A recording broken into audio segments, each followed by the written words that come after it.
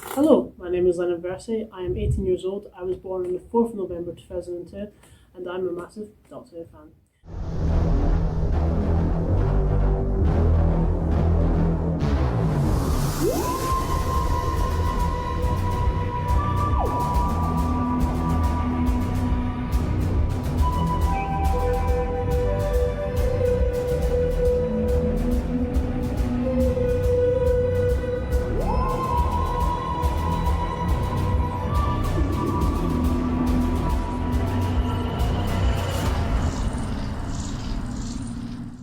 So I first got into Doctor Who when I was about 3, so very young, and it was actually the Daleks that caught my eye. So beforehand, there was no sort of iteration I knew of the show, it was the Daleks. So this here is the first ever Dalek figure I actually owned. I got this at the Doctor Who exhibition back in 2006, I want to say, 2008. Can't remember, my memory's faded on it now. The next two Dalek figures were Dalek Sec and Dalek Khan, which are actual replacements. I don't have the originals anymore, and these actually appeared in my first ever Doctor Who episode, which was Doomsday, all the way back in 2006. Throughout the Tennant era, I wasn't actually a proper fan of it, so when like Doomsday and Series 2, 3 and 4 were on, it wasn't until the 3rd of April 2010 when Series 5 had begun and Matt Smith was my Doctor. I have such fond memories of this series, particularly Victory of the Daleks, which was actually my favourite episode ever, even though it's not that well regarded. I remember the 11th hour being very encapsulating and just caught my instant interest in Doctor Who.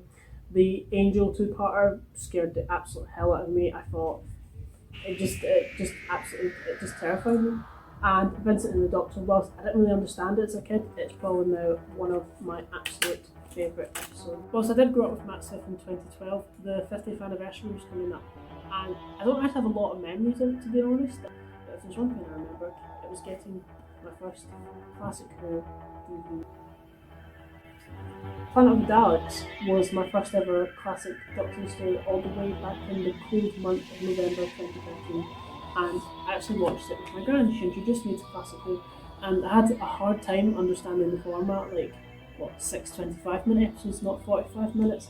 It's quite funny. Planet of the Daleks is a story I'll always have great fondness for, and I don't care what people say about it. Now, I do remember when Peter Capaldi actually debuted. It was quite a strange day. So on Saturday the 23rd of August 2014, I was at a Comic-Con, and I remember buying Dalek figures and like hurrying up to rush home to obviously watch Capaldi's debut.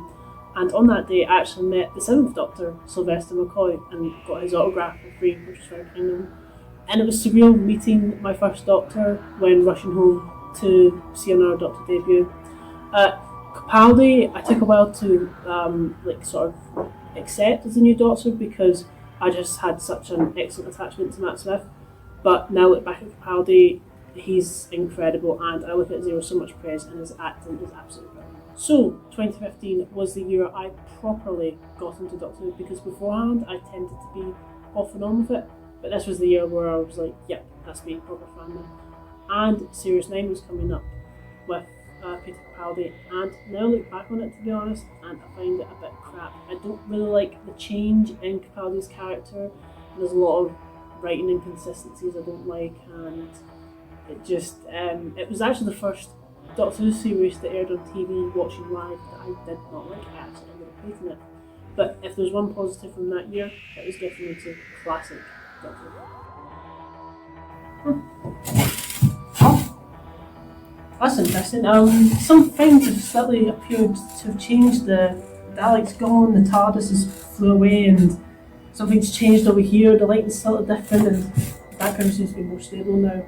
Maybe just a time fluctuation, I don't know. Anyway, so Classic Who was something that I really wanted to get my teeth into after hearing many stories about it from my parents, and particularly my gran. I wanted to discover more of it and really get into it. So, having previously seen Planet of the Daleks, the 5 Doctors, and the Dominators, not regarded the best story in the world, I discovered the Horror Channel, and the first story I actually saw on there was Planet of Evil, a 1976 Tom Baker story, and basically it just went on from there. So I saw my first 7-parter, which was Doctor and Silurians, and then underrated treasure gems like The Seeds of Death and The Mind Robber, and The Bloodbath, which was Resurrection of the Daleks. However, most exciting of all, I saw the first ever episode of Doctor Who from all the way back in 1963 and An Earthly Child, and a couple of weeks later they repeated the Daleks, which was just so exciting and seeing their first appearance. And it was around about this time I discovered the missing episodes, which was kind of very sad to learn about how quite a chunk of them are missing. But basically, this book is amazing. My classic Doctor Who DVD collection began on the 25th of December 2015 and it ended exactly 3 years later in 2018, and I have stayed up to date with the animations since. Another big part of my collection is the classic series action figures. My first set was all the way back in 2013 with Dalek Collector Set 2, and then followed by the Age of Steel set. And in 2015, my collection of classic figures was about 12. Now it's at a staggering 150 to 200, which is mental. I've paid some ridiculous prices to get this collection complete, still ongoing. Dalek Collector Set 1, the Time Warrior Collector Set, the K1 Robot, but most mental of all, the Remembrance of the Daleks Collector Set. I adore the classic series range. It's just mental to think we have tiny little versions of great characters and great monsters and just such a brilliant and diverse range that's been going on since 2008. And with the recent board and Sensorite figures, that we have figures of these daft 60s monsters, it's just brilliant. Literally, as soon as I finished collecting the classic DVDs, they began releasing them on Blu-ray. So naturally, I've double dipped. This range is absolutely fantastic. It began on the 2nd of July 2018 with the release of season 12, and it's just such a wonderful tribute, this range, and I can't wait to have all 26 seasons on Blu-ray. From the limited edition packaging to the stunning artwork to the extensive special features and PDFs and written archives and just everything about it. My favourite of the artworks is season 10, but my favourite of the box sets has to be season 8. John Pertwee is my favourite Doctor simply because of just how awesome he is. He's authoritative, he's cunning, he's scientific, but he's also very respectable with the people that he's around. And his era is just fantastic. There are so many great political stories and just genius storytelling. He has the best season of all time, which is season 7, and he has the best companions in my opinion. And it's just an all-round fantastic era, and I just think it's my favourite because of just how there's a lot of diverse storytelling in it. And it's just, the Third Doctor is my comfort character, and he is a person I always come back to even when I'm at my lowest. Why do I love Doctor Who? Well, I love it because of the 58-year history that it spans. It is a cult classic sci-fi show.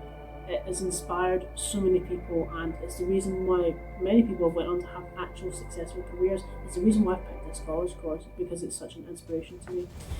From Douglas Camfield's amazing direction to the horrors of the Cybermen, from the classic series action figures to the Blu-ray collection box sets, from the iconic Daleks to the amazing Third Doctor, and my favourite story of all time, The Power of the Daleks. Doctor Who is just an absolutely amazing show. Doctor Who has helped me through some pretty tough times as well, and it's actually guided me to be a better person, and it's pretty much taught me just to never give up, and it's just incredible. Laugh hard, run fast, be kind.